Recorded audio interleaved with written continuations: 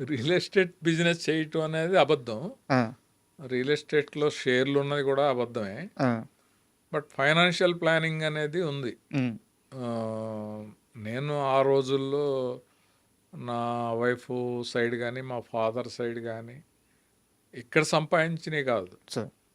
ఆ తక్కువ టైంలో కొన్ని ప్లేసెస్ తీసుకోవటం, అవి బాగా పెరగటం. ఉమ్, ఆ, ఆ టైంలో చాలా 100 రూపాయలు పెట్టుంటే ఇప్పుడు 1,00,000 రూపాయలు అయిపోవటం అన్న టైప్లో అప్పుడు ఇన్వెస్ట్ చేసాం. ఉమ్, అది కూడా ఒక రకంగా కెరీర్లో బ్యాడ్ టైంలో నా గుడ్ టైం లాగా. నా సెకండ్ ఫిల్మ్ డైరెక్షన్ అయిపోయిన తర్వాత థర్డ్ ఫిల్మ్ చేయటానికి వచ్చే గ్యాప్లో చేసిన ఇన్వెస్ట్మెంట్స్ అన్నీ కూడా అది గోల్డెన్ టైం అనమాట ఇన్వెస్ట్మెంట్స్కి. ఆ గోల్డెన్ టైం అనేది నాకు వర్కౌట్ అయింది. సార్.